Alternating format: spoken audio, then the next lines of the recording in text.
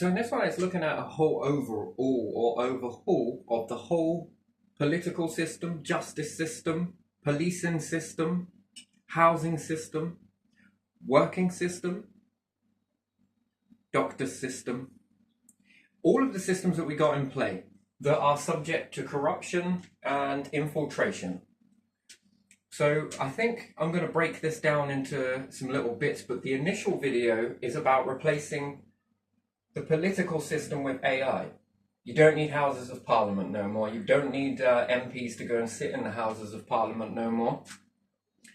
You will base this all upon an AI system. And the AI system knows what's best for everybody on all interests. But the AI system, you see, I was first doing this on Mars, yes? Yeah. To try and get this understood, that when you look at a network of systems that follows a fundamental set of rules, yes? Mm-hmm. Which would be, if everybody in a society is subject to getting sick, Yeah. yes? You would need to basically support the sick, yes? Yeah.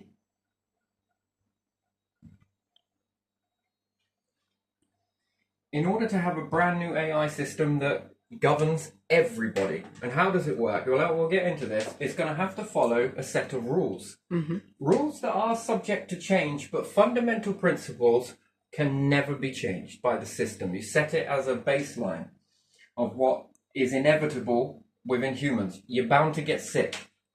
So support the sick. Yeah. It supports the elderly as well when you get to retire, yes? Mm-hmm. I mean, these are pressing matters that people will say, we are bound to get old, and the population is getting older and older and older as we go on. So, I don't know if that's right. Maybe. Yeah, it is. So, retire. Mm. So, it's going to be supporting the people who retire. It's going to support the sick. It's inevitable. And this is long-term retirement. You can save an awful lot of wages on jobs of people sitting in to be an MP, yes? Yeah. You can save an awful lot of wages on this alone. Mm-hmm. The AI system, you need a fundamental AI system, and if you would call it like Western, Mm-hmm. I don't even know why we would call it Western, or whatever it may be, or rather than Western, because that's more national, isn't it? Yeah. Like for one particular side of a fence. No, it would be called, I don't know, what would you say? We get hung up on the name. Worldly AI. Mm-hmm. This AI system connects to another AI system that's more local, different things. Yeah. It's connected to all of your shops. Mm-hmm. It knows what crimes, and then when we move on to this, that it knows what you're eating. Mm-hmm. Therefore, it already knows what to get growing for the following year. Yeah. What about if you have a criminal case brought up against anyone? It will be bipartisan, is that right? It will be unanimous. It's not going to take a side.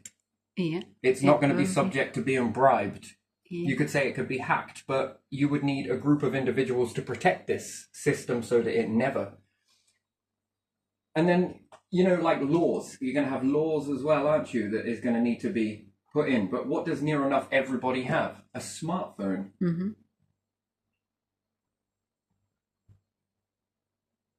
And yeah, there could be some questions into whether that would be safe enough to do that. Well, then do part paper, part smartphone. Mm-hmm. Send it to the system counts whatever vote comes in. So you need a new law to come in. Mm-hmm. And that gives everybody the chance to vote in a new law. So let's look at it that we could say you would also need a new money system as well. There would need to be new money. Mm-hmm. If you were to use money at all. But in the beginning, I think it helps to get established. Once established, money will be replaced with something else further on in the future.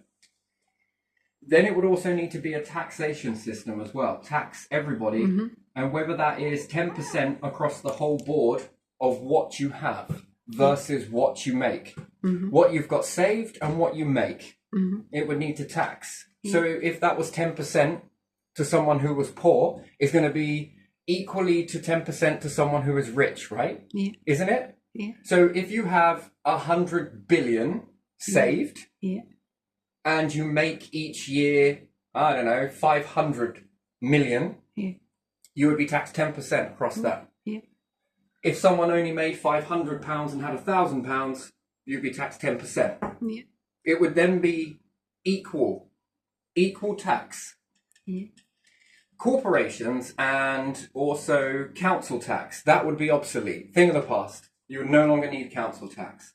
You would no longer need a council. You no longer need councillors. You don't need MPs. You don't need houses of parliament, because this is going to replace it. Your laws are done via your smartphone, or if you want, put pen and paper into vote and it's sent to the AI itself. And it can be watched and managed by the people. The people then begin to make the laws. And then you would need a baseline of what laws you want to have. Freedom of speech, I think, is going to be a biggie. Yeah. If everybody were to vote right now, there would be freedom of speech. They would probably try and abolish support the sick, but that questions your retirement. Yeah. And it also then subject to the fact that, let's say you have a car accident. It's inevitable, and it's perhaps you may have that.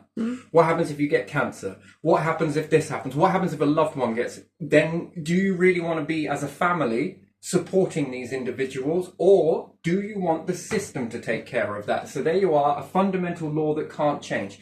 So laws are weak and are good for certain things. Yeah. Laws are very tricky things. We notice this when we have one political party come in, create a load of laws. We have a political party that comes in, sells a load of us assets as public assets. Yeah. No more money is trickle into the pot. They've sold it on, large amount of money's come in, and they've changed the laws. Yeah. Another political party may enter the arena and then begin with this large amount of money to start buying back all of this stuff that was sold on. At a debt, by the way. Yeah. And then they change the laws again to suit their side. So those types of laws where, you know, I think what should be a flexible law? Well, dog tax, for example. If you own a pet and someone has to go, and again, this is great for businesses, right? Because this generates an awful lot of businesses, but AI's fundamental understanding of where it needs to head as a whole species is space. It is going to align everything to space. So we've got tax, we've got jobs, but not just any dead-end 9-to-5 jobs. No, much more better jobs. But we'll talk about that. We've got to break it down. Now, when building some machinery for Mars in Quantum World, it became very tricky by having a lot of people that had a lot of opinions, that had a lot of biases, that had a lot of unfair ways about them, that they were subject to corruption, being money and different things like that. And with this, and they were also subject to being bribed as well. Yeah. Especially we move into the times of AI and anyone can artificially make anything look as real as it is. And again, this poses questions, and it then starts triggering off whether you can trust this side or not. And it becomes the new warfare in politics, which again, we're going to need to look at. This eliminates that. So laws. So if we take a dog tax, for example, because everybody has got a dog, they're walking it in city centres, the dogs are urinating over the place. Yes, dogs are messing, but people pick it up, but there's then them stains everywhere. People are chewing gum and they're spitting out gum as well. Would you put a tax on that? Well, yes, I would. Anything that needs cleaning. This then opens up for AI. AI knows that this is going to need to have some level of funding, which comes from money, so funds. That are going to need to be paid for. If you want to have this, then AI will say, hey, okay, it's okay for you to have this, but we know you don't want to clean it up. Your tax is going to go on to create jobs that AI is going to look for. Cleaning service, let's say. Street cleaning. Wait. Yeah. So street clean. Yes, the AI is going to make these jobs. Anyone that wants to go self-employed and break away from the whole hustle and bustle of anything, you are going to be paid from this dog tax that then goes into AI. And then you're going to go out and clean the streets, which then works good for here. Now, we're understanding that this would be written into a law. How would this law be beneficial that this one stays in this side of things that can be changed and this one that cannot be changed? I don't know if I did that right. So this one, Yes, you do. cannot be changed. Yeah. Never will. And then if you want to put freedom of speech in there.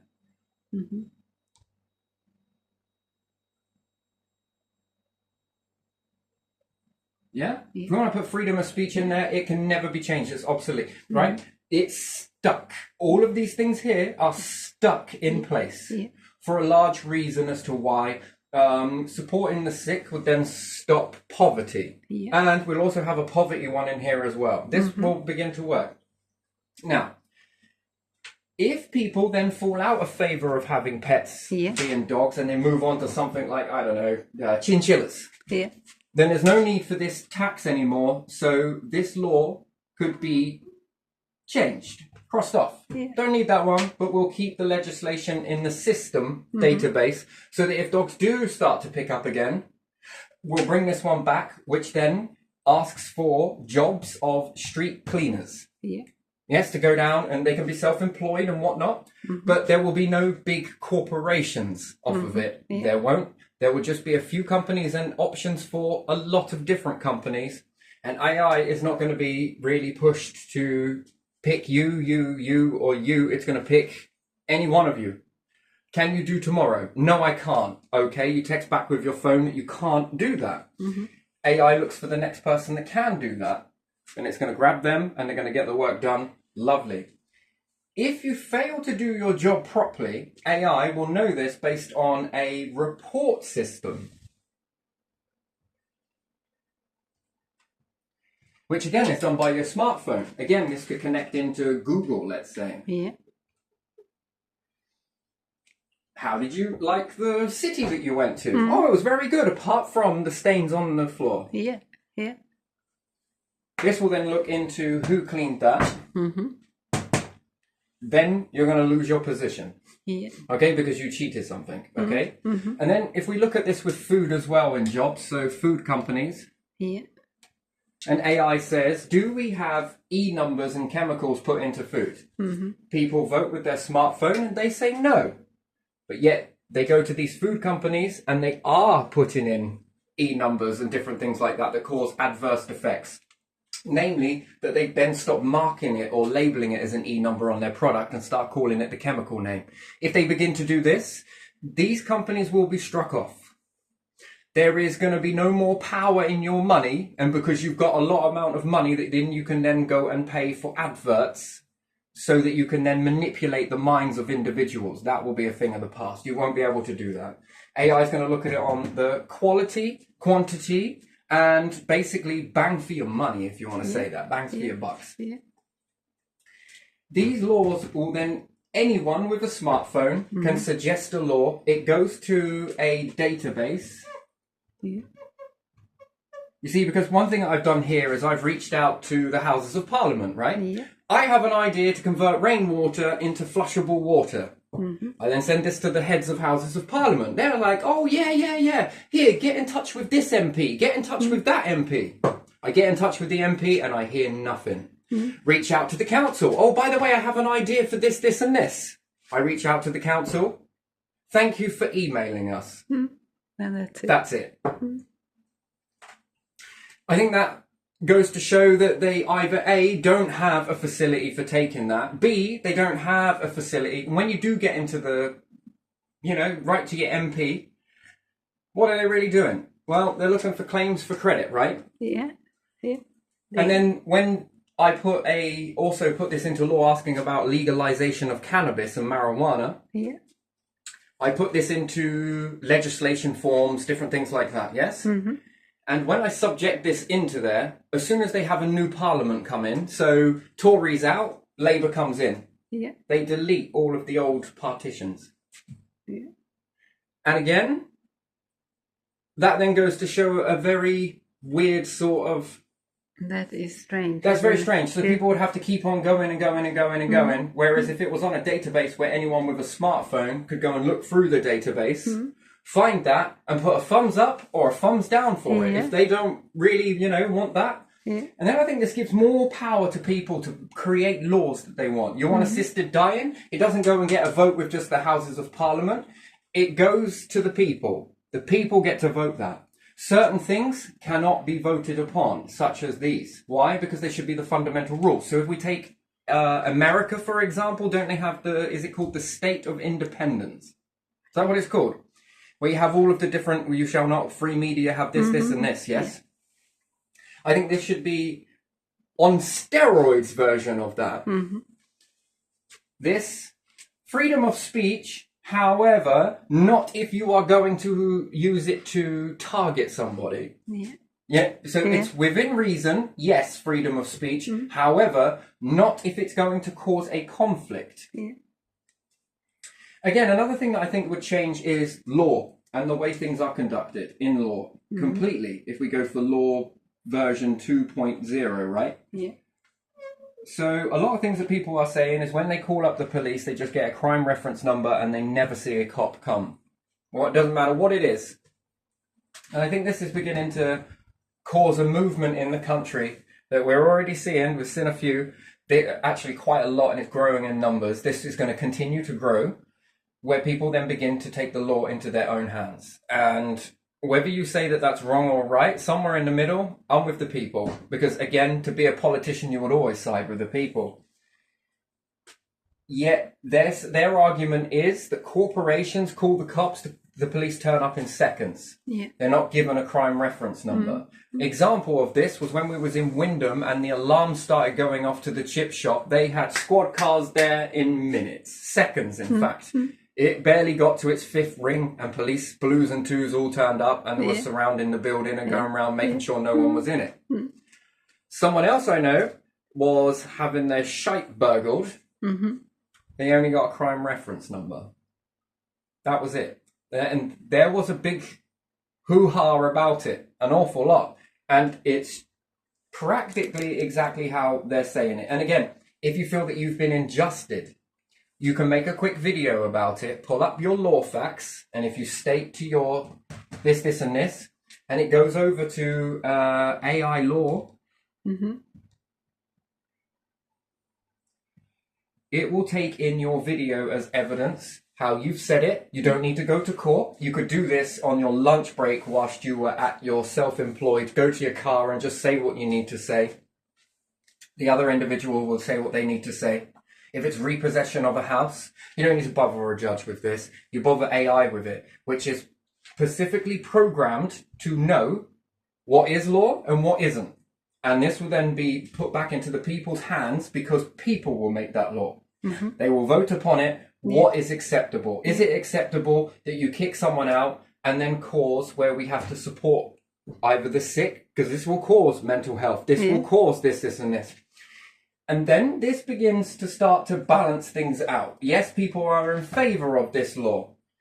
As time goes on, no, people are not in favour of that law. It then gets put into the database, archived, if you like, and different things like that. So AI would be the new judge. One, it can see far many people, more people than you can ever imagine. And two, it can have a non-biased, it will hear. Because I've seen some stuff where people are making some very good points about law. Yeah. And someone will say, a judge might not want to hear that. Yeah. I don't want to hear that. Although they are law-binding points that they are making, and they are, whether this is common law, you see, so now we've got a problem where we've got common law and we've got acts and statutes. It goes to show that people are resisting the acts and statutes for a reason.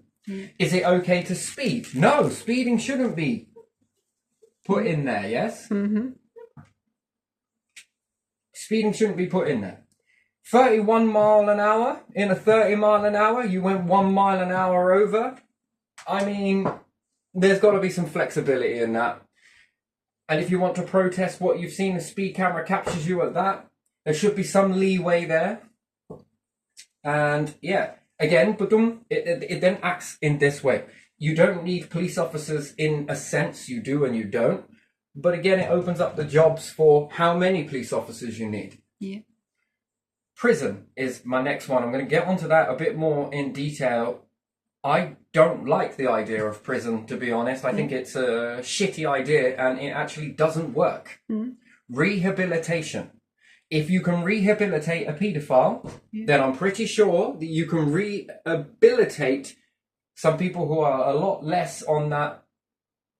They don't need to be spending years and years in jail for something. They need to be educated or rehabilitated. Again, getting on with this law and AI would need to have an overhaul that if marijuana becomes legal, and I mean, in this country, it seems hard pressed that it's going to be legalized, to be honest. And again, if it can be taxed indirectly, not too much, but enough to put into a pot that AI gets to use to push out more jobs. Also, we've got this big thing with debt. That's why money and reshaping money needs to come into it. Any other nation, let's say, if the whole of the West begin to take and adopt this process, you have the one main AI system. It is owned by the people, for the people, and it's built for all the people.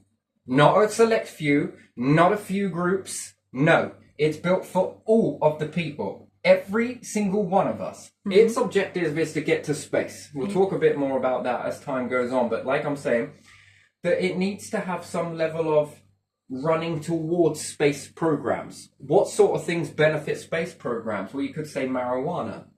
Why? Because it needs to be grown indoors. Also, not just marijuana, but also indoor grows. So if there's a large amount of food being, run through AI, it knows what's in a shop, it knows what's being bought the most, and it knows the products that just aren't selling. So is there a point to keep 100,000 workers in a factory somewhere making more of a product that is not so much in favor? No. Wouldn't it be better to offer the job to someone else in another factory elsewhere? Yeah. Wouldn't it be best to probably start to remove this company if it's not doing too well? There's no point just filling up a shop shelf with this stuff if it isn't selling. Yeah. What's the point? Well, that's been a brand since I was a lad. Well, that doesn't get you on a shop shelf just to make the shop look good, because then the shop has to be bigger. The bigger the shop, the more the heating, the more the cooling, the more the cleaning, the more... It's just an absolute waste of time. It should also take care of waste products as well. And that's not home waste, that's also shop waste. It knows that it's got some level of chicken, yes, on a shelf, and its use by date is the 10th. It's now the 8th. It will take that food.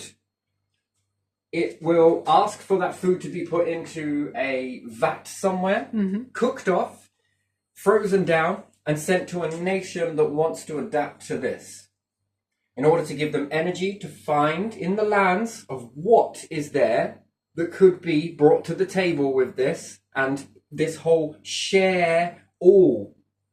We don't have no more wars. Why do we have no more wars? Because eventually every single part of the world, if we can make this so that this takes off, every single nation and person inside a nation, no matter how iron fist it's ruled or how westernized it is, will want to come to this. More the merrier, because the more you have, the more easier space becomes. Individuals might want to start making things that are more space aligned to go and mine a moon somewhere. The AI will know how to make those jobs that incorporate into your house. Better air supply into your house, better water treatment, better this, better utilization of waste. AI farms that sit underneath these shops. Very good, very wonderful. If you could have it to a point which it would grow this way, any other person in another nation would want to come and put into this. And eventually you could expand this, expand. In the database, education, if you want to put it that way. If wars have raged because of so much religion, incorporate them. Incorporate all of what you know in belief systems. Have a dedicated part of a belief system so that the whole of all religions get incorporated into it. Again, very interesting. No war. No wars. Why? Because we're not stockpiling anything. If everybody begins to come over to this, which they will, mark my words, they will, because it will be so beneficial. We talk about money. If this dog tax begins to accumulate in a nice way, it opens up more for jobs. And the system says, oh, by the way, we need more workers to do this. Does anyone want to go and build a business towards this, this, and this? And it doesn't need to be a multi-big, massive business because that seems very daunting. Companies, we forget that some of these businesses that are massive, international, everybody thinks that when they're going to make a business, they're going to make that. No, it doesn't come like that. They have got a lot of fingers in an awful lot of pies. They have got an awful lot of established ways of buying a way to make you want this product by using manipulation. Call it what it is. They say subliminal, or they'll say, no, it's not that, but they are well got there a lot. You are not going to be able to compete with that. And then it remains a test of time of whether it would be so expensive soon. And again, we must align on taxes. You do need new money. If we do get new money into this system, all debts must start at zero. I'm not being funny, but if our government is in, how much debt is it? It's in trillions, isn't it? If we're in trillions of pounds worth of debt, then I'm going to question what's coming out of that college at Eton. They'll say to me, I won't lend you any money because you're bad with a little. Well, damn me. That comes from the same mouths that says that you are extremely bad with a lot. Therefore, you're mismanaging the money. Oh, it must be people on benefits. Oh, it must be the elderly. Oh, it must someone, be that it's always something. No, I think it's because you won't tax the wealthy. That's what it's got to boils down to. Their version of tax is let's pay into a corporation and another corporation and no. There are no room for MPs. There's no room in this system for it. And again, how much money could we save by not paying you to sit at the Houses of Parliament all day, every day, and we send you ideas and you haven't got one person to hear those? In the whole of where all the MPs congregate together at the Houses of Parliament, and not one MP can hear an idea brought by the people. Can't hear it, don't want to know it, don't want to put it out there, don't want to help build up you as a person, because you want to go and work for my other person in another corporation for 28 grand a year? It then becomes a new system that becomes very good at saving money, and this saved money can then go on to what? Creating the revenue that we need to make a job, to do this, to do that. One company's making solar panels. Another company is making motors. Another company is utilizing light. Another company is learning magnetism. Another company is learning this, this, and this. There's money accumulated in the pot. Okay, we could potentially, I'm not saying that it is, I'm saying that in a hypothetical situation, we're running out of fuel. Okay, we're going to need some hydrogen engines over here. Okay, we're going to need some of this. Let's try and make some carbon batteries somehow. Carbon batteries have existed for a very long time. There were quite a lot with carbon and alkali and different things like this type batteries. Yes, it's been around for a very long time. You know, so you can utilize, if you recycle the carbon that you get, collect it, bubble it into something, hold it, store it, use it, utilize it, battery.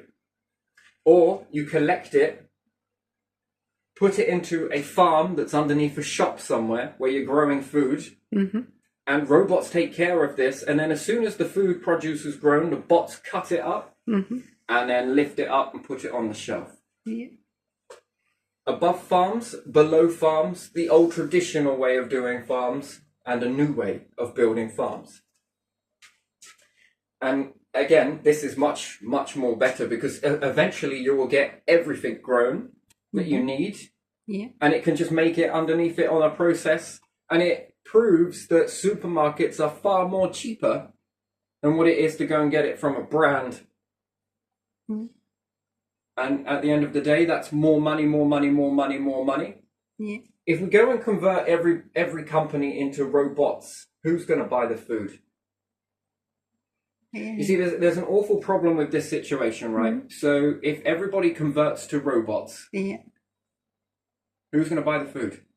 Who's gonna buy anything? So why would you need that many robots to run your production? If it's about money, you can't get money. Yeah. If people do not make money, they won't buy on your market where you need money. So eventually, this Collapse. it falls. Yeah.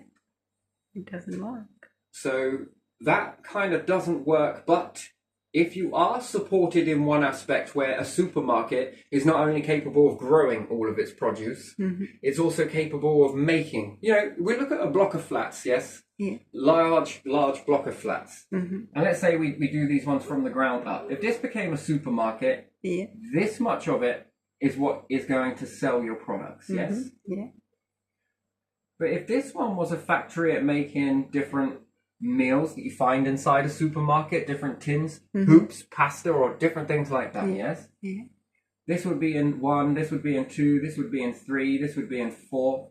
Next one up is something a little bit more, so it's a bit similar to making the products that you need, chocolates, different things like that, whatever it may be, can change per season.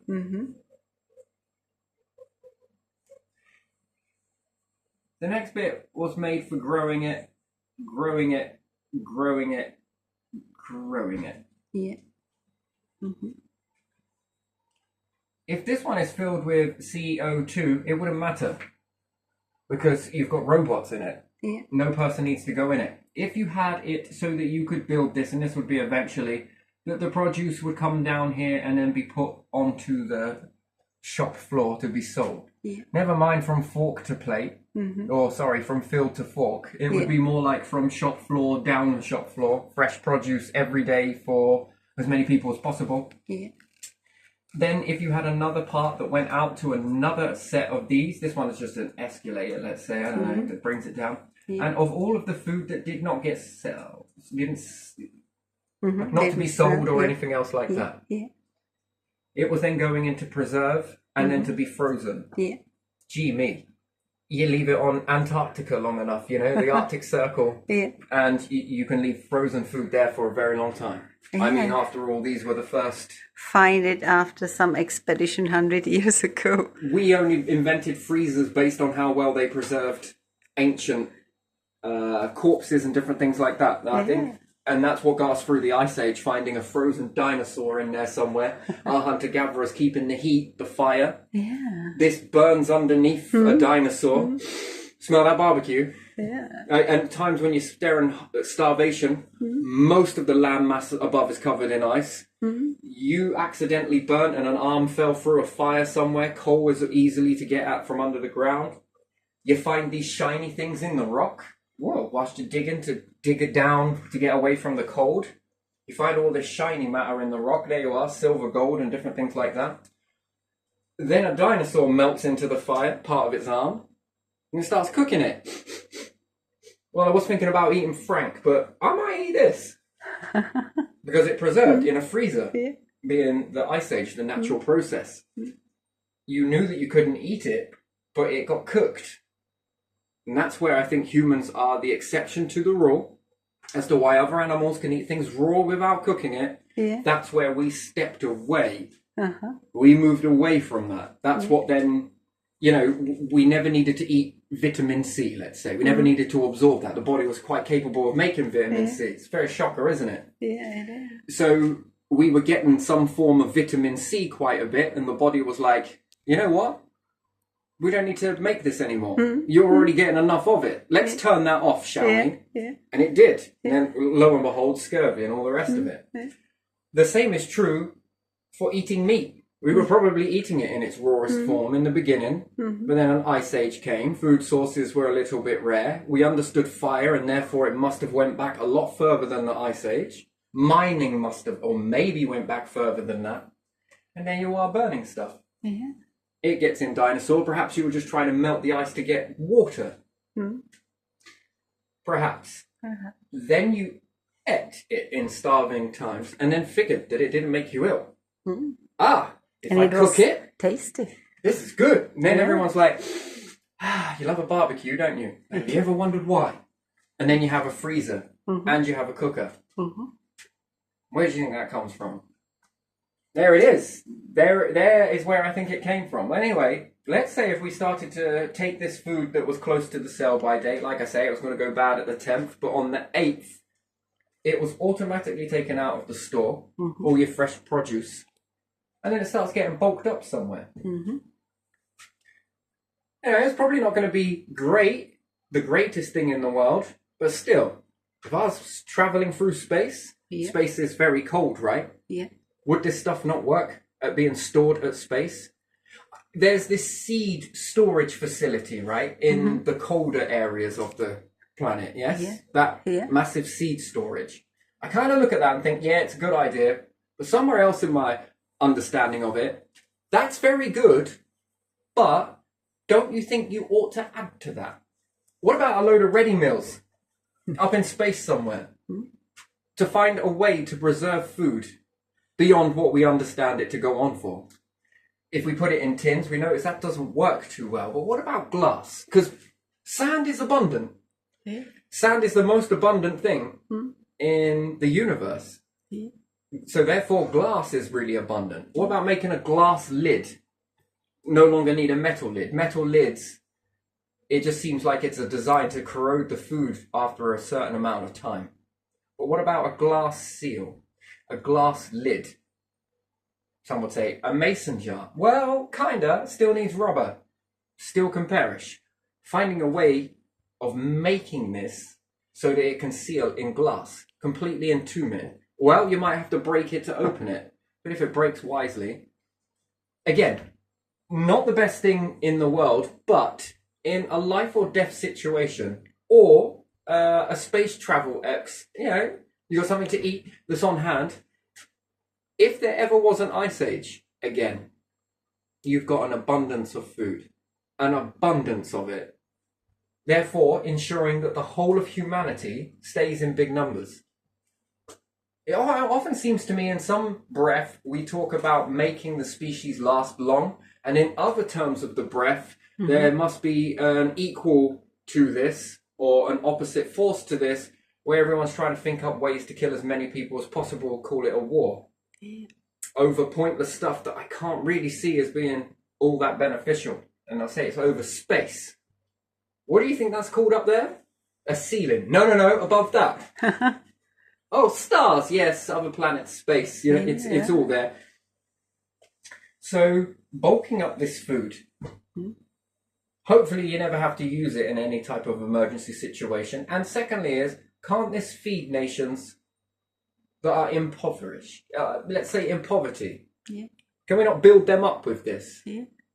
And include them to the system of wonder? If you've got some parts of companies building solar panels, other ones building motors, and let's say it's an in-grow room. What if you can't get your certain food because it's not as popular? Not everyone is kind of all that great at wanting to grow that.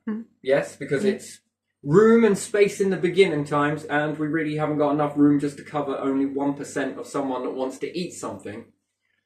AI sends you a text message of how at home you can build a little shelter in your house to then grow this produce for yourself. And then that caters for all people, but the majority of the food that everyone seems to be into, but the little tidbits that you like, you could be taught to grow this in your own home. Yeah. And then once again, from the lighting, if you've got dehumidifiers and different things like that, you're going to get warm from it. Not great in the summer, but still, if you made it hybrid, so that it could be partly outside or move the light through your house from outside where the sun hits something and it's able to stay no matter where the sun goes throughout the course of the day. The light always goes into your little grow area, if you want to say that. And you can always produce this food at home. Yeah. I think that would be very beneficial. And then it's hybrid. Again, moving on with different things. If you were paying your bills and the bills went back into the pot, no corporations own them. So we take a look at electricity, right? Yeah. Rather than paying a middleman. Again, this is absolutely annoying people that you take it out on credit. But in a democracy, there is no, I want to pay National Grid. Yeah. In a democracy where you're constantly told no, you pay us on credit and you will have to pay a lot more. If it was paid into the pot, AI has spare money to give people to want to start a business that go on to start off this endeavor of reaching the stars, reaching space. Yeah. Our species are going to have to square with it that we have got to go at some point in the future. Yeah. When that is, well, at the moment, with no other factors, I never like talking it up, because a great big meteorite could come tomorrow. A black hole could swallow the star. The star could, explode. All these things are possible. A rogue planet, the moon hits into us. We swap with Mars. I mean, that would be a hell of a situation. Yeah. If Earth and Mars move because Mars lost its moon, and now it's only got 2 remnants of Phobos and Deimos, therefore its mass has shrunk, Earth should be the next one pushed out, and Mars should be where we're at. And then I'll say, but Venus, yes, but Venus is more puffy because of its atmosphere, not because of its mass. So, again, an alignment is about mass versus that. Mars and Earth are doing a very strange dance. Everyone's going to be like, we're going to go over to Mars. Hell with Earth. We've got to be very careful about keep using this phrase. World War. Do you know how indoctrinated that is? World War, World Wars, World War, World War, Second World War. What happens, do you think, if one nation goes over to Mars? What do you think will happen if there's a war? Will it be called a solar system war? The first solar system, or do you think that will be called a world war? Yeah. That's already indoctrinated into everybody's heads because we keep repeating it over and over and over again. Something should be left in the past. If not, it should be planetary war, border war. What type of war was that? Why are we calling it a world war? It wasn't a world war. Why do we keep indoctrinating ourselves with that? You see, it's very dangerous how your species views something as world war constantly. It almost is saying that you're going to have a world war. Then it puts an unnecessary fear in individuals that would then say if we went to Mars. Yeah. But if Mars does undoubtedly swap with the Earth, oh boy, that would be something, wouldn't it? Global warming within global warming. And if we can't do anything about the carbon dioxide on the Earth due to global warming, why are you all thinking about going to Mars when it's what? How much carbon again? It's full of carbon, right? Yeah. Carbon and hydrogen. If it is full of carbon and hydrogen, you can go to Mars, but you can't fix the planet. Yeah, that is strange, isn't it? You see, this is where this is where it falls down with me, where I'm not buying into all of this too much. That either one, the Earth is full of carbon, or two, you know how to fix Mars, but you don't know how to fix Earth. Why not? So, can't fix Earth's carbon problem. How are you going to be able to survive on Mars?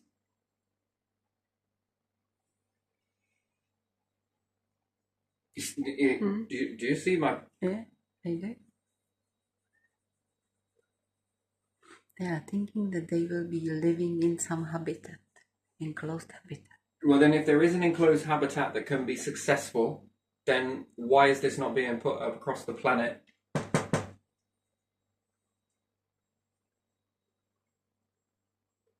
Don't ask me. I don't know.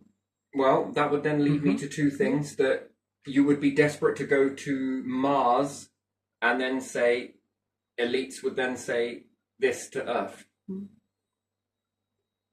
After we've shitted up that, we're going there. See you later, people.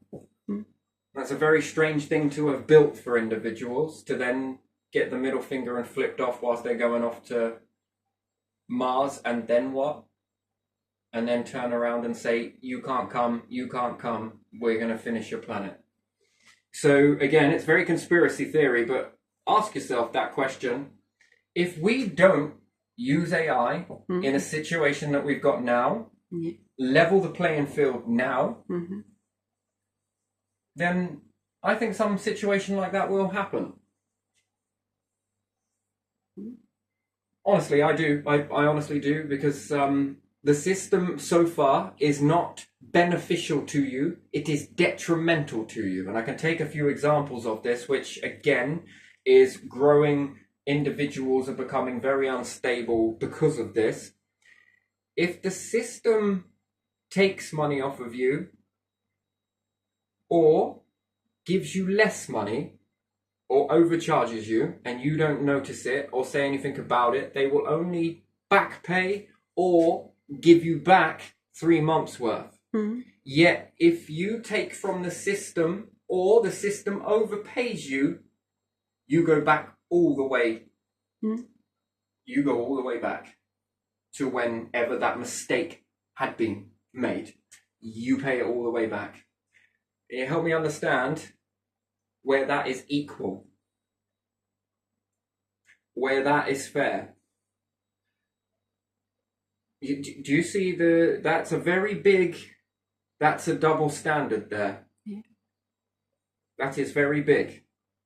And I think people are beginning to see this as, and are becoming quite a situation to it, right? Yeah. So again, this is what drives me forward with this. This is not everything. This is just, to really see it is to see it on Mars. And Mars is very easy to sort out. Therefore, carbon on Earth is extremely easy to sort out. But it seems like the problem generates more hysteria and the problem itself creates more fear. Yeah. And makes some people look important. Yes. And then there can't be any titles in this system here. It's everybody all together. And I think AI is the one that is gonna do it for us, because, and then more AI, a fair system, fairer laws, where people get to have any idea that they want, any law, doesn't matter if it was stupid or not. Put it into your system, and then if the people around the system are like, sure, this is pretty good. Yeah, I like this, and it doesn't impose these ones here. Then why not introduce it? Yeah. Eventually, if everyone can have a self-employed job that has a backbone towards space, solar farms, houses in space. If you can go to Mars, then you can orbit around your planet. Yeah. Orbit around the moon, orbit around Saturn, orbit around Jupiter, orbit around Venus. While you're there at the same time, grabbing these types of resources from the planet. I think these jobs are far more beneficial to humanity, whether you're using AI to do it, robotics that go down into the planet and you control them from above. They bring back the resources. And again, you wouldn't need rocket fuel because you would have a pressure rocket on Venus that sucks in a load of the atmosphere and blows it out with the payload that then comes up and rendezvous with your house, your house ship. The more these houses begin to get built, the more the farms get built around Venus, the more they get built around Mars, suck some of that gas up. Yeah, we want some carbon. What for? Well, we're going to need it for the farms. Once you bump this out, you then have oxygen. Once you've got oxygen, and even if you were to use a hybrid system of not only using, I don't know, growing foods, and they were making oxygen, and also some levels of bacteria. They had a good habitat in there where they can live, and their life and death cycle is so much more than ours. So when they die, they release their oxygen. They're almost grabbing on some carbon whilst they're in existence. And we know that bacteria get such a bad rap. But really, think about how much oxygen that can release in that moment. And as you are orbiting around, it's then purified the air in your home. The carbon has then been swapped back into the process. Limit the amount of bacteria. It's really good that you can't fully kill bacteria, really, isn't it? With bleach products and all different things like that. Because you need to be able to shrink their numbers if you are producing too much oxygen. You need to be able to shrink the bacteria's numbers, but food you don't. So if you had X amount of food that was capable of doing 60%, but bacteria that could be grown really fast, but also limited with a few drops of a cleaning product, which then shrink its numbers if you are making too much oxygen. You need to breathe for a bit. Meditation will become a great thing because you can promote more carbon this way. And you can start balancing the scales out. Then the plants get food first, bacteria second, but your life should always be included into this sort of push and pull with nature, using the bacteria as a way as well. And it can be pushing and pulling because it can be expanding and dwindling, expanding and dwindling, never kill it out fully. But even still, plus with this constant supply of food, plus this constant breathing space. Again, would you need to pay rent for that? No. No. Why? What would you be paying instead? Well, you would be gaining resources, operating AI above there. Your robot, remote-controlled robot, is going to venture into a cave at this side of the planet of Venus. Somebody else is doing the other side. Someone else is doing this side. Someone else is doing that. Someone else is doing this. When you've got it to the pressure rocket, up comes your payload. You then put a nice bow on that and then send it, back to Earth if that's where it's going to be done. Or you send it closer to the sun to melt it down depending on what you found. Bits of metal, bits of this. Do you need to be paid for that? No, your payment is your energy. And what is that? That payload that's now going on to make something else. You don't need money in this environment. Why? Because you don't need to buy anything. Food is coming in. So, again, and it falls back to legalizing marijuana. Again, this is another great way to promote oxygen and convert carbon. Everyone says that we need oxygen. Yeah, but we don't, because we eat food that relies on carbon. So we need a bit of both. They need us, we need them. We like to eat you. Let's hope you don't eat us. But yeah, so you've got this back and forth. And bacteria, it all plays its part.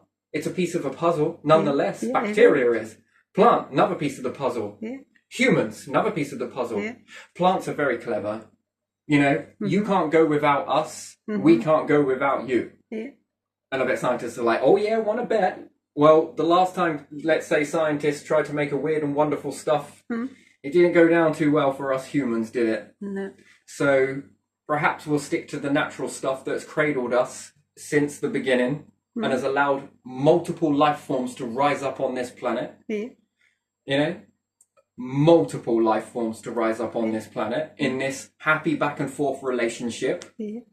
I think we need to stick to what is nature and natural. And we don't want to go and kill it all off so that we have to then rely on all of this corporate grown in a lab stuff. I think it's a good step in a right direction, yes, to have some of that, but I think we need to stick towards what is natural. What is natural, what works. Yeah, because given the track record of corporates and chemicals inside food, it's not going down too well. And then we're wondering where all of these diseases are starting to come from. And they have grown exponentially in the times that you've been putting all of this weird and wonderful stuff inside food.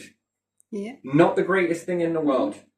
So I think we need to stick with more of a natural process because it gives us oxygen. Bacteria, although gets a bad rap, but it also does make oxygen, certain kinds of it. And then we've got this back and forth here. And if you're more energized and more healthy up, you know, you're playing around with one robot here and you also be able to live with your family in this cradle here. Which again is great because you're not spreading coughs and nasty nigglies with anyone else. Do that for a few years and then come back to Earth for a bit. You've done your service. If someone else is doing that at Venus while somebody else is doing that at Mercury, if the technology, because of this AI, is getting you there, making all of the things, you're learning more stuff. Heat shields are now becoming even more better. Cooling practices inside the crafts are getting even more better. Version 1, well, it was good enough for around Earth. Was okay around Venus, but it's now much better. Version 2 is a lot better. It can cope with that. And then you start pushing the boundaries, not on Earth, but now we can get to Mercury. Now it's a really impressive heat shield on one side. Mhm. Then you start going the opposite end of the spectrum, Yeah. where it's much more colder. Mhm. You're now more over at the other end of the solar system, further away from the star, less heat. Yeah. Needed to learn to generate it. When you begin to generate the heat, oh, this is nice and toasty. Mhm.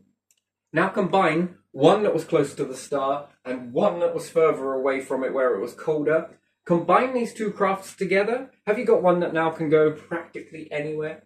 Yeah. Now you're on the door, or you're knocking on the door of interstellar space travel. Mhm. And then, once you've got one group of civilization on this now built really good into the future, if you've got a craft that is capable of interstellar travel and it's capable of rendezvousing with another star system, Yeah. it's got all of what it needs and a group civilization on there, they can be getting over there, finding out what's what, what's this, what's that, getting it all ready for when this star system begins to fizzle out and everybody else gets there. One, you know they made it. Two, they're already making the bed. Sure, they know it's a one-way journey. Mhm. And then where are you at? It's a younger star. This one will be beginning to fizzle out. Sooner or later, we've got to square with this fact. To be intelligent is not about what you learn in a book. It's not what you've been educated, clearly. It's about knowing and being able to do something about your fate. Knowing your fate and not freaking out about it, but by getting together with AI to keep that steady, like it's got no feelings to worry about. It doesn't really need paying, not in the terms of how we understand it. It doesn't need feeding. It just needs power. It just needs energy.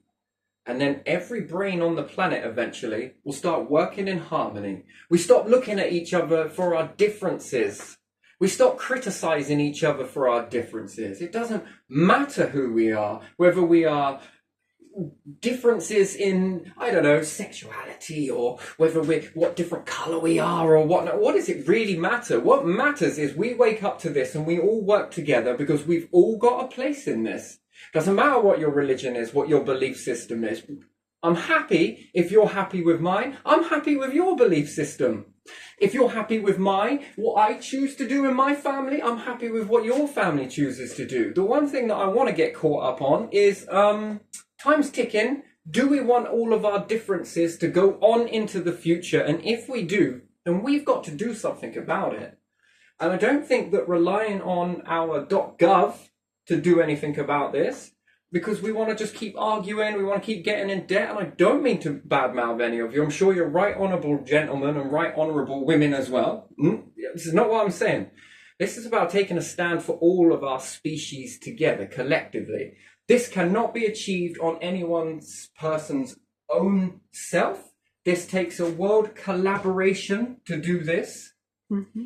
It's about taking money and putting it to zero. It's about taking all the old laws, and if new laws come in, such as cannabis for one, yes? Mm-hmm. I keep going back to this, there are many more. And if we all agree that this law is stupid, anyone in prison for selling it God knows how many years ago, they should be exonerated and taken out. Yeah. Taken out of jail. Yeah. Times have changed, come on, let's move on with it. Let's go. Or another law that comes about. Someone said something that was this, and this, and they're spending this long in prison for it. Let them out. Let them out. I think it's probably a time to just move away with this sort of stuff. And like I was talking about, was rehabilitation, wasn't it? Yeah. About the ability to be rehabilitated. Yeah. Again, some of this stuff is just touching the surface. I mean, there are many other videos on this there, and I'm sure I'm not the only one doing this, so it will take a lot of our minds to get together to build this. And then there's a place for kings, there's a place for governments, there are a place for all people across the whole entire planet, whether you fell down, got up, whether you stayed perfect your whole life.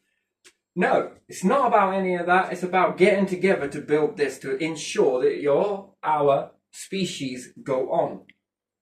That's what this is what this is about. What happened in the past, should it stay in the past? Should it be all forgotten and forgiven? Whatever it may be. I'm sure there's an awful lot going to come to light, isn't there? Yeah, it should move. It should not stay rigid. Yeah, stay rigid. Yeah, that's right. And it's not about calling each other out, say, well, you did this, you did that. I understand that it's easy to do that, and perhaps I have done in this video, but, you know, it's not about that at all. It's about moving forwards as a species together collectively. It's the only way we're going to ever get through survival, I think. Our whole survival process depends on it, I think. And if we keep playing this game, I've got better stuff than you. Quick, get in competition with me. I've got 2 cars, you get 3 cars. I get 4 cars, you get 5 cars. I got 6 cars. Look at my bank account. Look at. I think that is served a purpose for humanity, but I think time has come where we got to look at it and say one day that we got to stop that now. We got to stop it. It doesn't do any good. And then we got to look at war and think, is this really what we are capable of? Just go into one place and saying, well, because you said this about my religion, well, you said this about my nation, well, I want this piece of land. Is it really? It just falls off when you look at space. Yeah. What is the purpose? You can't take that land with you. You can't take all of that money with you. You can't take that car with you. You can't drive 5 cars at once. You most certainly ain't spending all of that money, because you're collecting it, and that's how you're making multi-billions, which then turn into trillions. What are you going to do with this money? Nothing. Nothing at all. Nothing. Yeah. It's, what a life. What a life. What a life. So in this, with the whole prison, you know, I mean, there's this other strange stuff called spice going around, isn't there? So I was watching on a documentary yesterday, and I think it's starting to enter into the United Kingdom.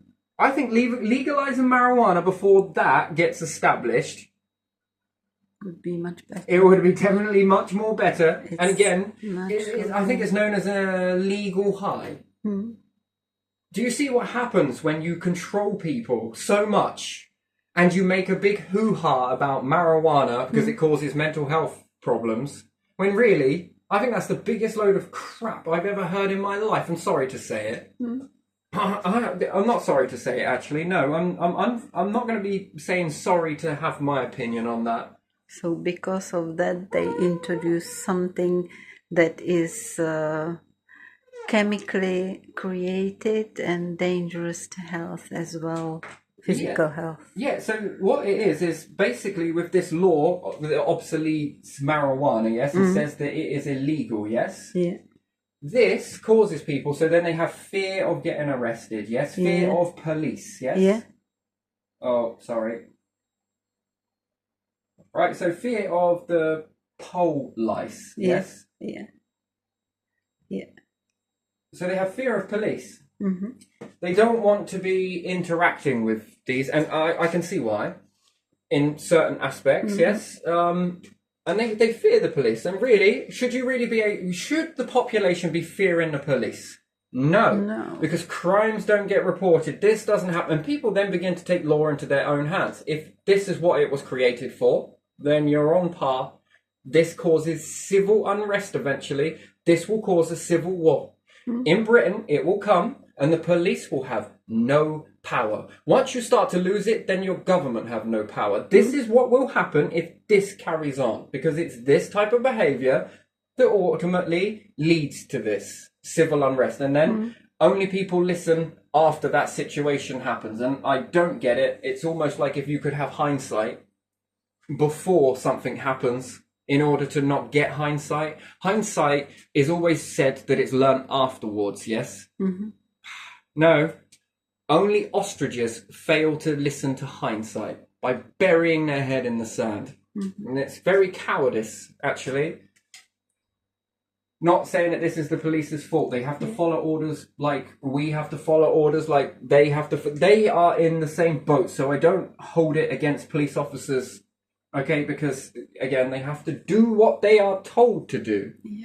And then they are the front. You know, I think that when the barriers of police are broken, I think the government will try and, they'll move away for a bit until it all calms down, I think is what will happen. But it's basically the next buffering layer up, I think.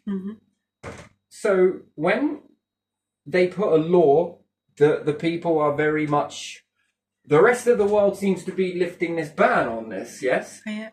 Because we're finding out that it's doing an awful lot of good. And then, you know, oh, look at Amsterdam, look at Amsterdam. In modern times, they are not rioting through different things. They are rioting over different stuff. This has got nothing to do with marijuana because most of the population there do not smoke it. It's only a small fraction. But anyway, so you can't compare this to... And again, I think it was football hooliganism that just went too far, right? And then there's an awful lot of stuff being thrown around because of differences. I don't get that. But again, not my area of topic. Mm-hmm. What I'm looking at is the marijuana situation. And when kids, you hear them, and you grow from a kid yourself, and you don't want that contact with police officers because there's already a fear there for a lot of other reasons anyway. And if you've got nothing to fear, you've got nothing to hide, you've got nothing to fear. Not always do you. There's personality clashes. Okay, and then there is the forceful and not forceful, and feeling and feeling. There's an awful lot of that go on in this, and it's a hard job as it is. I must admit, I wouldn't be able to do that. But you put laws down, and people then find a way out of it. They can't find a way out of it because, you know, they don't want to spend time in jail, and then it's the whole shame, and then it's this, and then it's that, and then it's... Right. So what do? They go and start taking things that taste like it, but give them a similar high. And then your kids are looking for chemicals because there are laws around stupid things. Something that is natural. It's a plant. Tobacco is a plant. It's no different. But for some reason, there is this red tape all the way around this stuff. And then there is this other stuff that starts to make its way in. And if it's getting into a prison, hang on a minute, are some of these in prison because of drugs? And yet drugs are running rampant through your prison. Legal ones are finding their way in. So it ain't working, is it? So the prison is now pumping out more drug addicts, and your society is beginning to make more drug addicts that are hooked on very, very, very, very addictive chemicals because you won't legalize marijuana.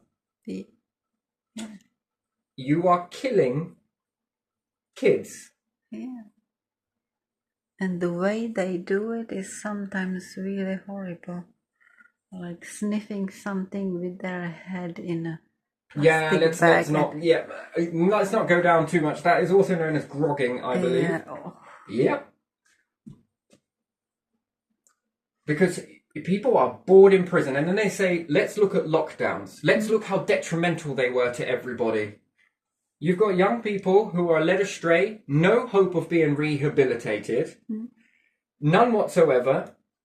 And perhaps they made a mistake. Perhaps they didn't. Perhaps they did. But I'm talking not about severe. I'm talking about the lower end of it. And then they're shut away inside a room somewhere. Now, how many people went to suicide during COVID? Because of the lockdowns, so they say. Because they want to make this into something massive. What are you doing to prisoners? You look them. Well, they did something. They deserve it. But you can rehabilitate a paedophile. Which is worse, you took something away from a child. That cannot be ever returned. That can never be returned. That carries with the child. Nightmares for the rest of the life. But this can be rehabilitated. Okay, I understand, right? Whatever it is. But you can't rehabilitate someone who might have got, angry, did something in a sudden rage, stole a car. They didn't harm anyone. Stole from a corporation a few times. They can't be rehabilitated. So they stole from a shop. And I don't say that that is justifiable in their actions or whatnot. Some of them got caught with drugs on them. They didn't kill anyone. They took it themselves. They haven't robbed anyone's youth. But you're robbing their youth because they stole from a corporation. But someone who steals a young minor's youth is forgiven. Is forgiven. Rehabilitated. So, I believe with the right education and the right treatment, and some doctors are calling the, medical cannabis. Why does it have to be medical cannabis? Why can't it just be, I understand it for in a prison, it might need to be medicated in that aspect, but then why would the outside world not be allowed to medicate on cannabis? And most people who are go through a hard time will medicate on cannabis as the chosen, they choose this over. Alternative over some medication. Because they don't want all the side effects. Yeah. They don't want all the side effects from different chemicals inside medication. And this is where you have to, and yet sure, you might close down my different video or hide it back because I'm speaking about factual stuff. I'm not the one that is putting these side effect agents in it. I'm not making these treatments that give an awful amount of side effects to it. You are. I'm just talking about something that doesn't have these side effects in it. And prison, would you believe it or not, if what is to be believed, is very profitable, especially for the land that it sits on. And it is making an awful lot of rent. No one ever asks, how much does it cost to keep people in prison? And you tell me that you've got a problem with people on benefits when people in prisons far exceed the number? And then I would like to see actual figures of people on benefits and then compared to people who are working in a job centre, who are on how much money? How much more money are people in a job centre actually earning off of people who are not working when that could be changed with AI? Saving the taxpayer how much? How much could you save a taxpayer in that instant, like we have with prisons? How much could you save a taxpayer if you were to rehabilitate people in a prison system that was divided into a 1, 2, 3, 4, and then 5th tier? Number 1, it gets them into not slave labor, but work. Work college. When they've gained a bit of trust and there's a bit of leeway and they're paying for them to stay in the prison, they're quick to get people who are on benefits back out to work, but no one is quick to get people who are in a prison back out to work. That's no, we can't do that. And medicate them if they're staying in their rooms all day, every day, which, I find it's very cruel, to be honest. Regardless of what they have done, this is extremely cruel. Look at what it happened to in it, and they'll say, well, if you break the law, you deserve that. Yeah, okay. Whilst some individuals are left to go free with rehabilitation, why can't anybody else be rehabilitated in that? If they go up and begin to excel, and let's say someone's in for 10 years on a drug charge. 10 years. In the first year, they begin to work their little socks off and they begin to pay into the tax pot. Some of the wages they get to keep and it goes into a pot for when they're released. Some of it goes back into the tax pot for compensation and for the upkeep. Okay? And this will be bought in your freedom. Especially if it's the first time you're in prison for a long stretch. Some of this money could go off to pay for people who are cold during the winter. This should reflect this sentencing. If you're in for 15 years plus 20 years, it all depends on what you did. Okay? Certain individuals, I'm not sure how to deal with that situation, but again, you then move on to stage 2 on your second year. Therefore, you were doing some basic stuff. You are trustworthy enough to move on that you're not going to use any of the tools in a workplace to harm anyone or yourself. And if you are medicated on cannabis and different things like that, and you really put in, and again, same dip, money goes, for you when you leave. You start to save this for when you leave, so that when you get out, over here, you have some pretty pennies behind you. Not a lot, but a good enough to get yourself out And when you're out, you're going to need a lot of help with being rehabilitated anyway. This is one big thing that no one ever caters for. Yeah. If you work good for your year 2, or 6 months on from that, and you can be moved up again, and you can be moved up again, and let's say if you can do this, if your prison sentence is 10 years and you get this done in 3 years, and you've paid back, you've paid compensation to your victim or whoever it may have been. If it wasn't a victim, you've paid it into the tax pot, which then is for upkeep.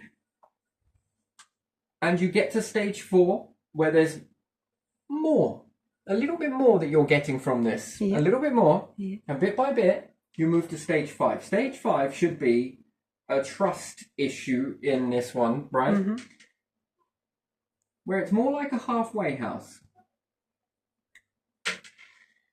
You must go to a work somewhere, find yourself a job. See, stage 4 would be finding a job on the outside world, yes? As well as your education at understanding how not to do something, whatever it was you did, this will be very much, and sincerity comes from this. But finding a job in this meantime, on the outside world, because apparently there's loads of jobs out there. Apparently there's thousands of them. Then from here, you then go to work. You pay for this, being like a halfway house. Okay, now I've seen a lot of work a lot of good that comes from halfway houses. I was homeless and was put in a halfway house. And there was people with different types of difficulties, heroin and different things like that. And I see a lot of people coming out of jail with very challenging situations that they had to walk through and get cleaned up and begin to sort themselves out. They take things to pass time. That's how it is. And once hooked on that nasty stuff, it's a road that they regret and struggle to get off. But credit to their due diligence, they actually do get off. And they begin to walk away from that past life. I've seen some people that go to jail for some stuff that I honestly find it hard to believe that someone was 18 years old and they're coming out at around 49. And the thing that they did, I don't know if it was worth that much time. It really makes me wonder, to be honest. It's very tragic, by the way. No one in society gives them a chance when they get out. Where you've been in Nick, plus you've recovering drug addict. And these individuals just needed rehabilitating. That's what I think. And maybe some individuals had an underlying health problem as to the way that they may lash out is underlying issue there, and they spent a majority of their life in prison without no help. And they didn't really get it even when they came out. They begun to get it when they came out in this, but it wasn't due to a prison service. This was due to Mr. Wilkinson, actually, the one that founded, it was an old police station as well. So again, now if they'd have got into stage 4 on this, they wouldn't have been spending nearly 20 years in what they dubbed as the Kings or the Queens at the time would be now we would say the Kings, but the Queen's Hotel is what they called it. Government's hotel, different things. Everyone's got their own, but it still links down to the hotel. If they find in this time that they have caused no trouble, I would say that they're well on their way to rehabilitation. If they've got some level of college degree, they're showing no signs of this. If they are medicated in a way and have calmed down, not on this stuff spice, no, marijuana, and I think it should be put into prisons, especially for the amount of time, is very damaging for an individual to stay in that type of situation for as long as possible. And anyone that walked through COVID, you will understand that. You will understand it. But what if it's a momentary lapse of concentration where we all try and think that everyone should be perfect all the time, which is impossible. Impossible. I'm not on about severe offenders. I'm not on about that. I'm on about some that lose their sight because of something, a situation presents them in their life that is not common. Mm-hmm. And they deal in a way that may or may not have been the best of what society deems. And I don't think he was the nicest fella in the book when it comes to speaking to the authority that then came and got him. Mm-hmm. Again, didn't do himself any favors. But again, you're supposed to remain impartial and not have a personal opinion when it comes to that. And because you don't like that person, throw more at them because of that. I think that's not great either. Everything is going down a slippery slope anyway, and it's that sort of give up moment, and I think that is what probably causes the attitude on some individuals, and it just slips. If they're in the halfway house for X amount of time, and then they find it that they're still working, and then they get a house, maybe a car, maybe get help with doing some stuff, maybe they got a degree and they're able to really start to move forward with stuff. Would you say that's rehabilitation? Yeah. Would that require 20 or 15 or 10 years inside? No. If the person is progressing. They're then beginning to pay back into a tax pot. Yeah. They've paid off compensation. Yeah, and they don't have to stay in the prison that long and take up that space as well. Would this inspire others in the prison? Yeah. Now, if you falter at any time, you go back to stage 1. And actually, stage 0 is you stay in prison, full prison. Mm-hmm. That's full prison. Mm-hmm. If you show that you're doing a good job around here and you're helpful and you're kind and you're polite and you're friendly and all the rest of it, and there has not been much problem from you, then I think you should move to stage 1. Yeah. The ball gets rolling. Mm-hmm. You're taken out of this Mm-hmm. and you're put into this with like-minded individuals that are getting on with whatever it may be that there could be implemented. You can label anything, even if it's making solar panels towards the end. It doesn't really matter, whatever it is. Then you move over to stage 2, which is a bit more up from stage 1. Mm-hmm. You know, you can still keep your college and whatnot, but at the same time you're making something and you're bringing in money, and your trust from stage 1 moves you to stage 2. Mm-hmm. You're not a harm by this point to anyone else, and you are reminded that if you make it back to here, you have a potential to do the whole of your sentence. Yeah. Other people in here that are not ready to excel will go around in their groups and be like the whole, I don't care, I'm this gang, or whatever it may be, I don't know. Yeah. The mentality in here, you stay there. You do your full sentence. But to the ones in their minds that want to step up and step out and say, I made a mistake, this is inspiration. Yeah. And the ones that get here, you've got something to teach. You've got something to teach stage 1, most definitely. Your stories coming back out of this show that it is possible to get rehabilitated. You do fall down, but you get back up. You get back up in such a way. You then move on to stage 2. You're really halfway there. Keep going. Lots of inspiration. Lots of just keep going. Just keep going. You get to stage 3. You get to stage 4. You get to stage 5. Now I have a house. I'm doing this. I used it to turn my life around. I now know the people that I shouldn't be hanging around with, because especially when it's in peer pressure, we've all been there and not all of us make it out of that tunnel. It is difficult. Yeah, it is.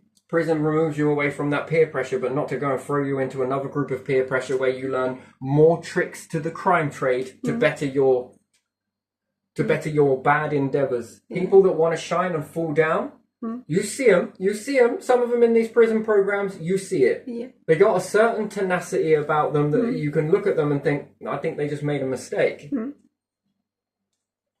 then you think, do you really belong in there? Now, compared to somebody else, and that would be comparing, which is not great, but again, you sort of see it. Yeah, your attitude is completely different. Your attitude is so much, you don't give a shit. But this one here looks like they actually might have some hope. And this gives them hope. you know, and a bit more freedom should be accomplished with this one. A bit more freedom, a bit more freedom. Now we've got a lot of freedom, but it is a manned hostel. I don't know how else to say that, where you've got individuals who are willing to help you out. Yeah. A link worker, someone to talk to, whether you need some medication or not, or whatever your difficulties are. You've got that. Have you got stability from marijuana? Hopefully by this point you're well on your way. You're you know, and then if your employer can accept that and accept that people make mistakes. Yeah. If you get to the end of your sentence whilst being out, but after only a few amount of years, and you get in no trouble, should that be wiped completely? Not off your record completely, but you give a bit of grace. You would get pardoned for the rest of the sentence. But it would be making the individual very aware of what it was that got them into that, and learning these individuals to find out what made them tick at the time. Because at the end of the day, well, the one thing you don't want is a relapse. They don't want it, you don't want it. Taxpayers don't want it. It's far too expensive. And a way of being able to support individuals, whether female or male, that when these times get to that level, they've got something or someone, being their smartphone or AI or whatever it is, to get individuals there to defuse that situation. Because to have other eyes and ears in on that, to be able to destabilize it and walk the person through it, I think that is going to be very critical, a part of learning process, because they might not had it since nurture from parents. Can't just blame bad backgrounds, but they might not have the nurturing necessary or the tools in their input or their mind to be able to navigate through any of those storms that may arise. And I think that would be far more beneficial, that if they do relapse in that aspect, that they are walked through it and helped to find the right path forward. And I think that this is not just good for taxpayer, it's good for a better society as a whole. Yeah. Honestly, I think this is just something that needs looking at, I think, because if you've got the main prison where people just want to not change, then you do your sentence. But in my opinion, understanding this, I've got more hope for individuals that make it this way, that can go in and inspire. And yes, some people, you might say, that could they abuse this process and just pretend to be good for this long? I'm not sure that is possible for someone to fake it as much as that. Yeah, for a long period. And if you reoffend once you get out and you disappear off of the face of the earth and you do the same thing again, then no, I don't think you'll have an opportunity to go through this, or it will be very hard for you to go through this one again. Yeah, stay somewhere to work though. Don't stay in zero if you don't have to. But if the person then gets into an altercation with someone where it was self-defense or someone set them up, or it's in this situation, then I don't think that their past should be brought into this. It should be a separate thing that should be investigated with the same authenticity as what anybody else would be given in that situation. And it shouldn't be brought upon because what they may have went through a red light or something. Oh, you're one of this. You're this past person. Yeah, I'm going to be. If it's something that's completely unrelated and it can be helped, more rehabilitation and a bit of community service sounds probably a bit more of a, I say community service of probation or whatnot. But again, when you're in those types of buildings, you really are a fly on the wall, that you have got a lot of not so many individuals that gang around together. That are all sharing their sort of Jack the Lad stories. And again, once again, that peer pressure comes in, that it's more hype. Well, they thought I were cool. I just don't know about that. Just not sure. You see, probation one-on-one, where they don't all congregate in the same area, I think breaks down the structure of gang mentality, and also then breaks down the peer pressure and the sort of you're a Jack the Lad type You know, oh, you're a lad, aren't you? Oh, you're all sharing this, and then it boosts that part of the ego that you don't want boosted. I think personally in that aspect, and then it becomes very hard to get through to someone in that where they've just been hyped up each and every single sort of time, and I'm not sure that that's going to really reach rehabilitation in that aspect. I think a more appropriate way of doing it is one versus the other comes in and the next one comes in, or different groups that just sort of break that dynamic down. Yeah. If not, you've got a lot of individuals that seem to have the same mindset as one another, and that sort of ego part there as well that then sort of bolsters it just sort of drives it, and then it becomes quite more challenging, I guess, for the individual trying to get into the person's psyche in order to try and how do we stop this? I think it stops. There's a dynamic there. I've seen it because I've been there to see that sort of dynamic structure, and it's very weird. I don't know, if you take all your Jack the lads in a classroom, the ones that were loud and boisterous and that, amplify it, and that's what you've got. Mm-hmm. It's very rowdy. It's very unpleasant things, and it's not the best in the world. And I guess it's more challenging for the individuals that actually turn up to try and help these individuals. Yeah. I don't mean these in that way, but there are people there trying to help. Mm-hmm. But I don't know whether this dynamic sort of breaks this dynamic, and then it keeps this dynamic away from this dynamic, and it starts to sort the ones who have half a bloomin' shot at remedying what they did. Mm-hmm. Yeah. Because ideally, for me personally, I don't think these people belong in a prison. Yeah. I don't. And sure, they may have been Jack the lads when it came to the court and different things like that. What was the dynamic? Because I have been present and privy to some individuals that have gone to court. I shan't say who they are. Their family dynamic was lack of respect for authority. But if you got this individual away from that dynamic and I could get in or talk to him, then there wasn't that dynamic. He showed respect to the judge. He did show a bit of respect for authority. Mm-hmm. But as soon as parents came in, he was laughing at the judge. There was all of that sort of thing. And then it's such a shame because he ain't always like that, but he's got the confidence from individuals that are around him. Yeah? Mm-hmm. Where, when growing up, would encourage that sort of behaviour. Do you get what I mean? Yeah. Yeah. So, that, and then it's a shame, and then the individual is very easily led as well. So that doesn't help. That does not help him any way, shape, or form. But when you got him away from that sort of dynamic, nicest person.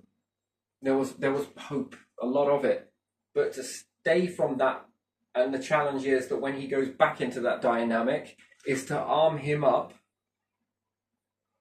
with how to still come away from that as, there's that time for you to be this way. I guess when you're with them, it didn't really hurt anyone outside of that. But it was then when he was left on his own devices after being sort of hyped by that, that's then when it would affect. And then depending on where he was at in that, it affected his mindset, and then he would act in a way that was not.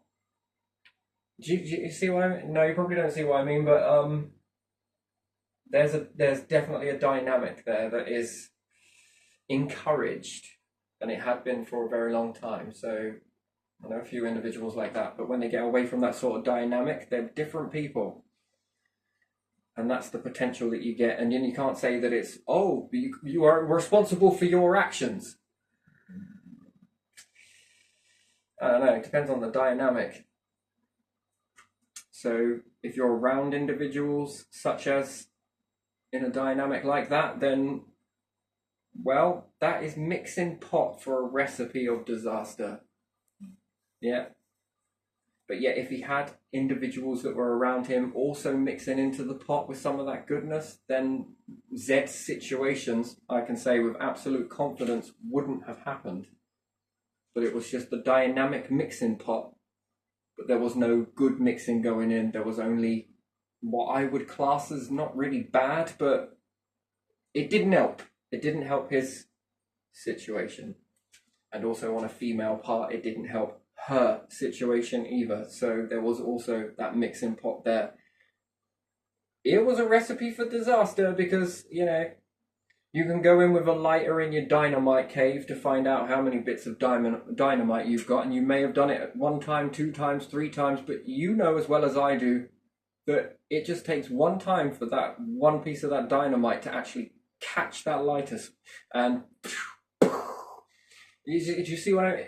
That's the situation that it was, to be honest. But if you gave the person a torch, it's less likely, unless they dropped it and perhaps it sparked out and shorted on the... Again, it hasn't reduced the risk completely, but it has safeguarded. And then could that have safeguarded a future situation that, and it might not have made quite a big explosion as what happened, because there was a little bit more go into the safeguarding.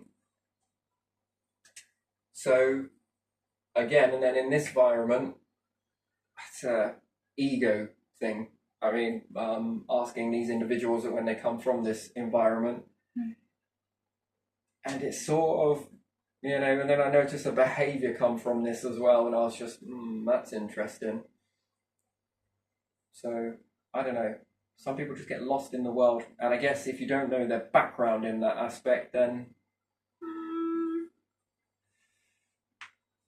you might think that they are like this all the time, and they're actually not. They just get triggered in a certain aspect, but yet if there was an awful lot of safeguarding go into it.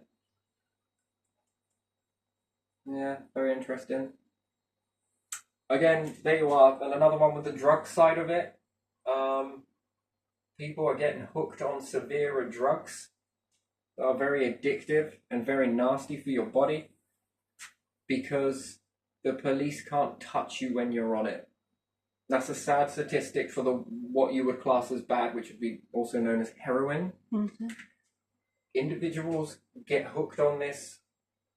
It's not just the legal highs, it's also the heroin that they get hooked on, because then the police can't touch them in a way. Well, they can, but still, they then have reasonable cause as to why they then need that. Do you see how that sort of is a slippery slope there? Yes, it's slippery. So that one won't get me molested as much as this one will. So then they get hooked on that, and then it's like, what do? Do you take it off them, and then they could end up getting very sick to the point of death, and they know it. And again, it's that in that moment, because it's that, again, that dynamic is being put to them. So again, I was around a lot of individuals back when I was in a halfway house, just because I was homeless. The council mixed me with. Everyone has said to me from that journey on, I don't know how you didn't end up on it yourself. And I can assure you the dynamic there, I was very young as well, very impressionable, very easily led. This is what the council knew about me. That was actually South Norfolk, I believe. Yeah, it was South Norfolk that put me in that. And everyone just said that it wasn't a place for you, and the stigma. The stigma, as soon as I said it, you know, you'd have cops say to me, you know, are you jacking up? No, why? Well, you're in that place. I'd have thought, you know, with the reputation that it's got, everybody said this. No, I'm not. I'll give it time.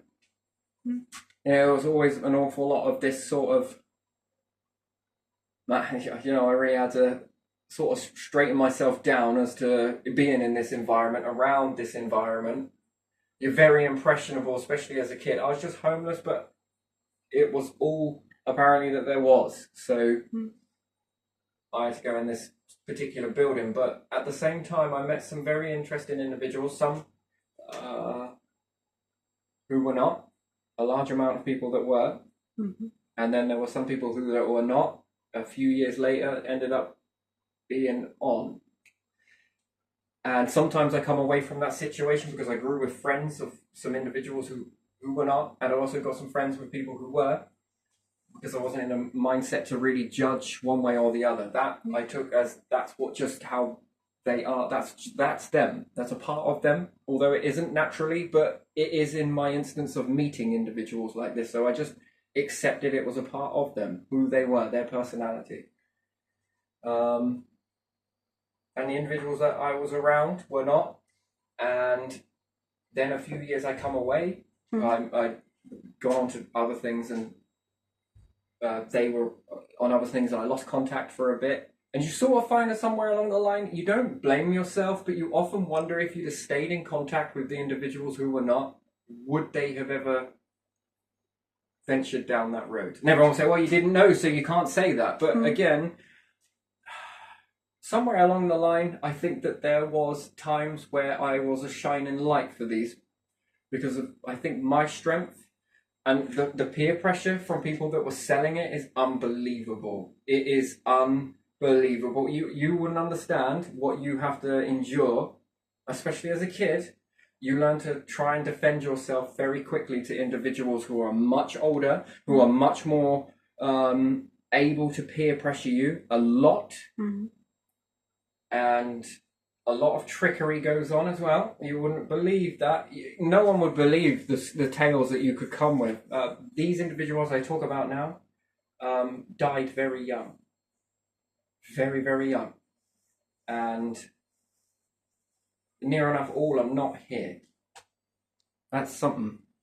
You got to be careful who you make friends with, some people will say, and that's not fair, because, again, I wonder whether my strength with their strength is what led to all of us not going down that road.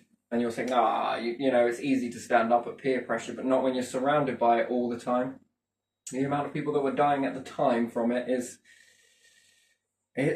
quite a number. So, and again, that really was impressionable for me, especially when I was in that situation. That was a very impressionable, that was something. That was very much something. But even that alone was not enough, which it fueled my fire that this is one of the reasons as to why not.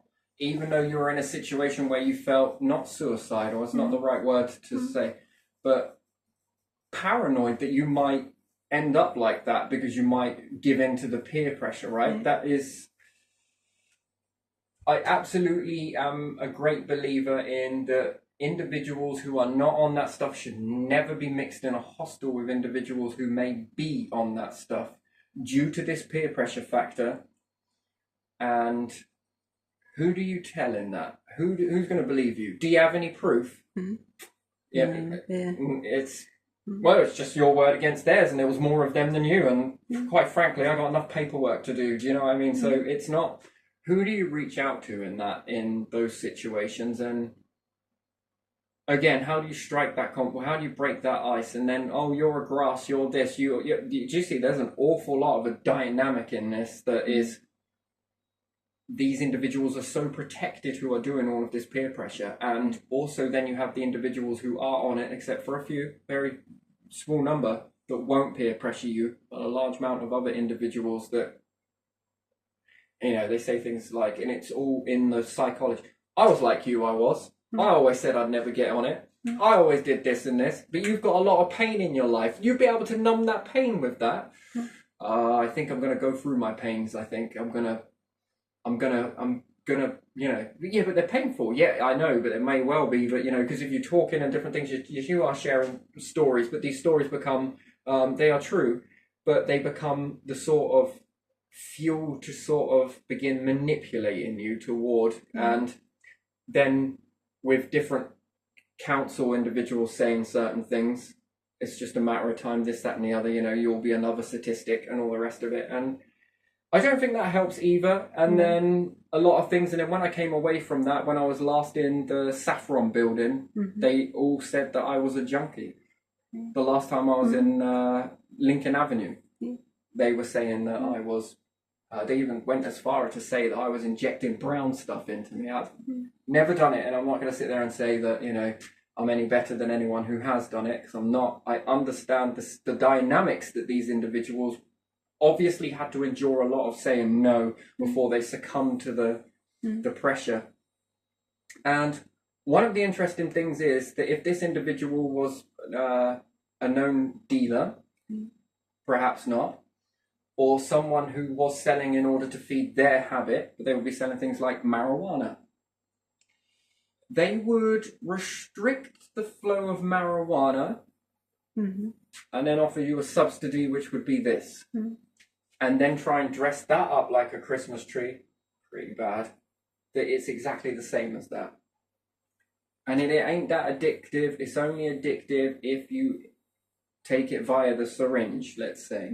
But if you just smoke it, it ain't. It's just exactly that, right? You know, and then you can, and then it opens this door as well, which is the one that, why would, if weed was legal, would it not fall down to this path?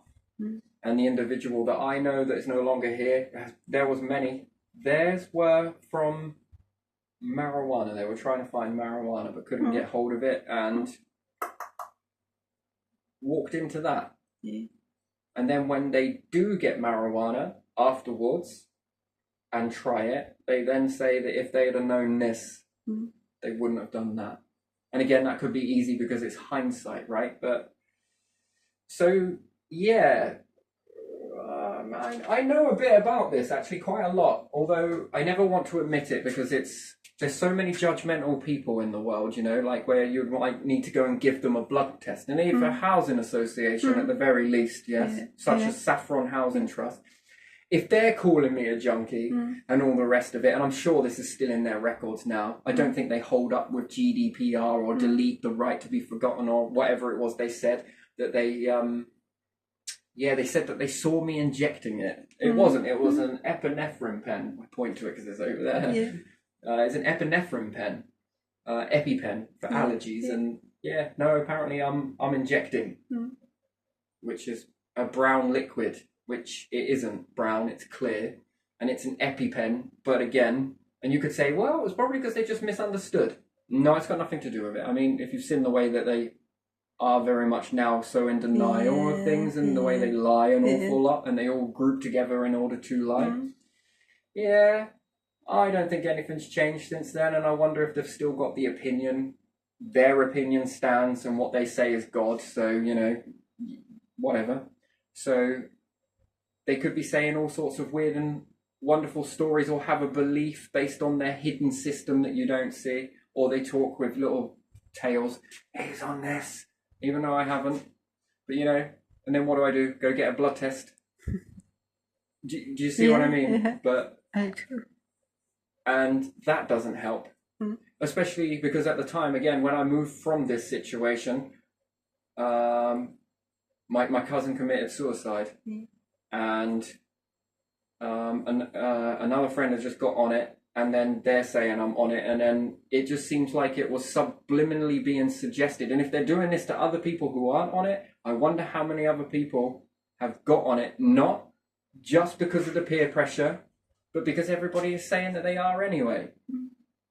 And if you want to take a reference from Jeremy Kyle, if you keep saying that someone's cheating, if you keep saying that your partner's cheating, she's going to end up cheating on you. That's a statistic. It's like 98%, you know, Jeremy Kyle's old way of saying all of that sort of stuff. Sorry to take it to a statistic. But when then you've got organisations that are saying it, and then you've got cops that are saying, council that are saying, is that not the same? With that constant accusation? Is that not like the same thing? And if it is accepted in psychology, on top of the peer pressure that you already had to battle whilst you were in the property, and then when you come away from the property, when you had to give your address history, this then came within their mind, so that they then already knew. And then where is data protection in all of that? And then where is protecting someone who's vulnerable in that, as opposed to the Housing Act? Where does any of that come into it? And then, you know, I just wonder statistically if psychology that they accept that this is that is added to peer pressure that then can make individuals go into it. It's almost like they want you to. Yeah. They almost want you to. All of these groups sort of have that sort of, maybe it's not deliberate, but again, I don't know. Some of the attitude here that I've seen many years later, I'm back in a saffron situation, you know, that sort of, yeah, I'm more better than all of you, you know, sort of thing. You are just some insignificant, you know, you're dirty because you're on benefits or something like that. Or, you know, you were homeless and we gave you this. If it weren't for us, you know, it seems to come across like that. Well, I'm sorry you feel that way. That's not a feeling. That's very clear that we are very beneath you. So that's why I feel so passionately about that. But if that is anything within the saffron structure, then would they ever give someone that fell down on their luck then, based on this stuff that they say about me that isn't true, would they ever give someone a job in their corporation who has been in a background like this? The answer is absolutely not. And then, even if they were given a job, would that peer pressure come back? It's like, you're someone on, And then this is what it opened up to me, even back then, that I felt that there would never be, for any of these individuals, ever, would they ever give them a break. And it's like life never gave them a break. They made a mistake that their bodies are regretting. Let's be realistic. Even if they get cleaned up, they are fighting one of the biggest fights, I believe, deep down, to keep away from that. Considering the amount of individuals that I see relapse and different things. And I think it's Russell Brand that comes in and shines a light in these areas. I think he has shined an awful lot of light in these areas, to be fair. So credit to him in that, to be fair. I can only interpretate it from his perspective, somebody else's perspective. And when he was talking about some stuff like this, I really felt it. Although I've never gone through it myself. But I've gone through it indirectly by seeing other people. I was around other people that went through it. And then I can sort of relate. I don't understand. No, I only understand it, but I don't know it. That's the bit I've got there. I just don't know what that addiction would be like to fight that all the time. But for me, my nemesis is caffeine. And to try and fight that, that is something for me. That's big enough for me to even fight caffeine. So that's a huge one for me, that is. So, and if it's anything like that, and this stuff is more stronger than that, then, wow, strong people. Strong individuals that can walk from that and, you know, really walk away. And that must be a daily thing, or a monthly thing, and then, does anyone in society ever give them a break? Does anyone ever cut them any slack? I don't think they do. No, especially not Saffron won't. They definitely won't. I know this for a moral certainty. And they say, oh, you can't. I can. I do. Oh, I do. Whether it's true or it isn't true, dark clouds always seem to follow you, especially when individuals want to keep throwing them above you. So, I mean, today they removed the poison packet and they were trying to fix the water tank as well. So, again, look at that deceit behind your back, where they're making out they come to do something else and actually end up doing 3 other things whilst they're there, putting that poison packets in their pocket. Again, it's on video, but again, I got part 2 I already put up, but and then it can be like, well, he tells lies, you see. See, we were right. He does do this thing. Everything we say is true. It's just ridiculous, but yeah, it's interesting. Very interesting. And then how far would they go to prove that they are correct? Can they end up spiking anything of yours, can they? Can they end up putting it in anything? Again, it might be paranoid thinking, but again, people go to the ends of the earth to try and prove that they are right. And they do some really devious stuff. They have already been inside the property whilst I've been out. Or if I go out, they've been in the property. So again, what are you doing? Yeah. And then they make out that it was because of this other thing. I think you're trying to lace my stuff with something somewhere. Yeah. Do something. Again, get it in the system somehow. I'm not sure. I don't know. But again, I wouldn't put it past them. I don't trust them. And living here is quite a thing. I really do not like it at all. So there you are. So there's my sort of side of it. So and then if anyone else who these individuals are going to end up by force going into a saffron property who may be recovering from this type of situation, what type of a ride are they gonna relapse because of that pressure? That's the thing I've got, and that concerns me a lot. And then I don't believe that they should be taking care of vulnerable people. And then what are they doing to the elderly in their properties as well? Yeah, who knows that? And then if they've got criminals in there as well. I mean, if you're judgmental across the board. If you believe that you're right in something even when you're wrong, but won't accept that you're right, then how are you going to make things look? What are you going to do? Especially if you're looking at all of this. This is a very big red flag to me.